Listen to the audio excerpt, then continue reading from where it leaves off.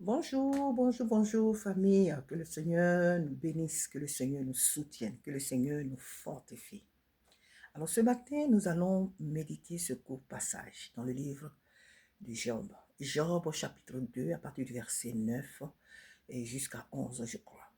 Nous voyons l'histoire de la femme de Job. Job et sa femme. La Bible nous dit que la femme de Job dit à son mari dans la souffrance, dans les épreuves que apparemment les deux traversaient, parce que Job n'était pas le seul. C'est elle qui avait porté les enfants. C'est elle qui avait vécu dans toute cette opulence avec Job.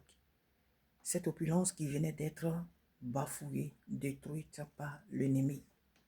Donc apparemment cette femme aussi, si on voit, elle devait aussi souffrir comme son mari. Mais quand on l'entend parler, elle s'en foutait un peu. Elle ne se sentait pas. Pour elle, la manière dont elle voyait la souffrance, c'est qu'elle vivait, c'était l'abandon de Dieu, c'était le mépris de Dieu, c'était, oui, ça signifiait que Dieu les méprisait au point que ces choses-là leur arrivent. Donc, elle ne voyait plus d'utilité de servir ce Dieu. Elle ne voyait plus d'utilité à pouvoir donner son temps à ce Dieu-là. Elle ne voyait plus d'utilité à être une ambassadrice de ce Dieu-là sur cette terre. Alors elle va pousser son mari à l'extrême. Elle pousse son mari à l'irréparable.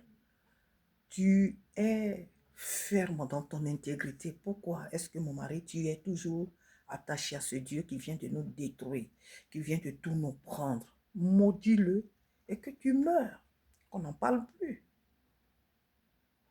Elle ne se sent même pas concernée. Elle dit, toi, maudis Dieu, et puis tu meurs.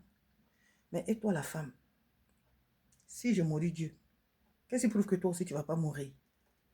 Elle dit, maudit Dieu, que tu meurs. Parce que tout son corps était couvert de l'ulcère, de plaies. Du riche homme qu'il était, il était devenu un homme ordinaire, un pauvre, un misérable.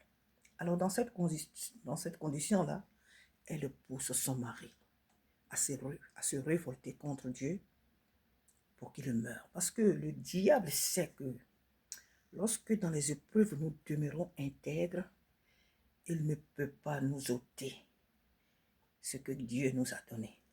Parce que le diable sait que dans les moments difficiles, lorsque nous restons attachés à Jésus-Christ, il ne réussira jamais. Il ne pourra jamais nous vaincre. Il sait très bien que notre défaite se trouve dans le péché. Il sait très bien que la mort se trouve dans le péché. Il sait très bien que la mort se trouve au pouvoir. La mort est au pouvoir, si on peut le dire, si je le dis bien ce matin, de la langue. Donc, elle pousse son mari à maudire Dieu. La gloire soit rendue à ce frère, à ce père Job, qui va répondre à sa femme, pourquoi est-ce que tu veux que je maudisse Dieu? Est-ce que nous devons bénir Dieu seulement quand il nous fait du bien? Quand nous sommes dans l'opulence, quand nous avons toutes les richesses, c'est là que nous devons reconnaître que Dieu est Dieu. Même dans les moments difficiles, Dieu reste Dieu. Je résume en un mot. Job dit qu'il ne le fera pas. Il n'a pas obéi à la voix de sa femme et il est resté tout droit dans ses bottes. Nous avons vu plus tard comment Dieu a béni Job, même au-delà de toutes ses attentes. Tout ce qu'il avait auparavant, Dieu a même multiplié les biens de Job. Dieu l'a en un mot relevé. Pour te dire ce matin que cette personne qui a poussé Job à bout, qui a été l'instrument de Satan pour pousser Job à bout, n'était pas une autre personne, c'était sa propre femme. C'était sa propre femme, celle avec laquelle il avait vécu toute cette vie de bonheur. C'est celle-là qui lui dit dans le moment difficile, c'est elle qui le pousse, c'est elle qui devient l'avocate de Satan pour amener son mari à commettre, à se révolter contre Dieu. Alors ma leçon ce matin, que le Seigneur me permet de partager avec toi dans cette histoire, qui est même notre méditation d'aujourd'hui, au culte d'aujourd'hui, c'est que dans les temps difficiles, dans notre marche avec le Seigneur, dans ce qui peut nous arriver sur cette route, nous devons tout simplement écouter le Saint-Esprit. Nous devons discerner les voix qui nous parlent. Nous devons discerner l'attitude des personnes qui nous entourent. Nous devons discerner les conseils que nous recevons des personnes même qui nous sont proches, que ce soit ta femme, que ce soit ton mari, que ce soit tes enfants, tes cousins, tes cousines, les frères en Christ, sœurs en Christ et tout, mais vraiment tous les collègues même au travail. Parce que l'ennemi peut utiliser n'importe qui autour de nous pour nous amener à commettre l'irréparable. Alors discernons vraiment les choses. Ne disons pas que oui, écoute, cette personne, bon, Dieu l'a mise à mes côtés, donc elle est là, donc ce qu'elle me dit, ben écoute, je dois accepter cela.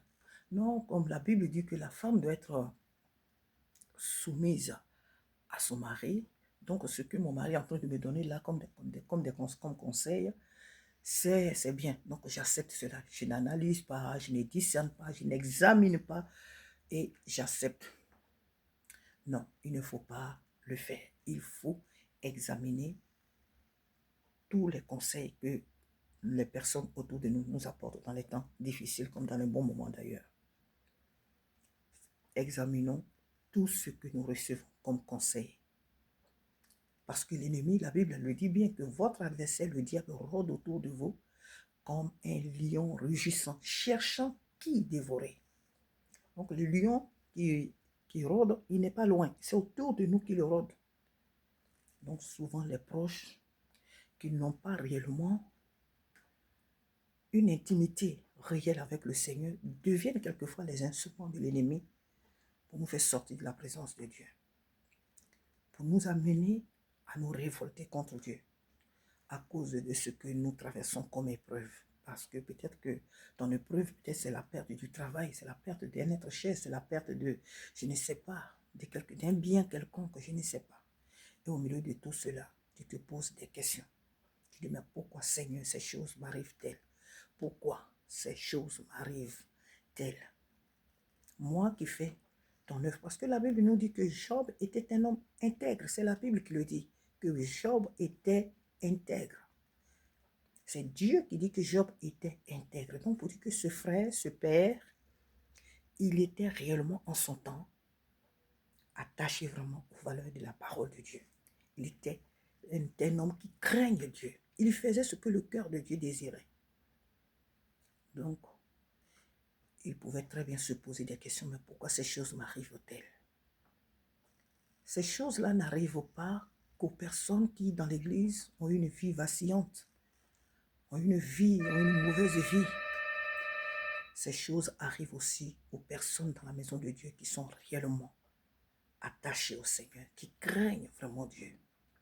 Ces choses arrivent aussi aux personnes qui aiment Dieu, qui sont vraiment dévouées à la cause du Seigneur, qui ont une vie rangée dans la maison de Dieu. En un mot, des personnes qui sont réellement converties. Et la Bible dit encore, tous ceux qui veulent vivre pieusement seront persécutés. Alors ce matin, je t'encourage, bien-aimé, à examiner les conseils que tu reçois dans tes moments difficiles.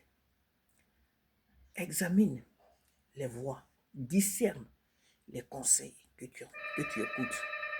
Discerne vraiment les conseils. Vient-il du Seigneur ou de l'ennemi ou de ta chair, de tes pensées? Examine tout ce que tu reçois comme conseil pour ne pas sortir de la voie que Dieu a tracée devant toi. Faisons nous tous comme Job. Attachons-nous au Seigneur. Quoi qu'il advienne dans notre vie, attachons-nous au Seigneur. Disons tout simplement, Seigneur, je bénis ton nom pour tout ce que tu permets dans ma vie. Alléluia. Louons-le, célébrons-le et ne nous révoltons pas contre le Seigneur. Alléluia. Que Dieu te bénisse, que le Seigneur te soutienne et prends courage encore, ma soeur, mon frère. Prends courage car Dieu ne nous abandonne jamais. Il n'abandonne jamais ses enfants. Dieu ne t'abandonnera pas. Il ne m'abandonnera pas. La victoire est pour ceux qui craignent l'Éternel. Donc que Dieu te bénisse et à très bientôt. Amen.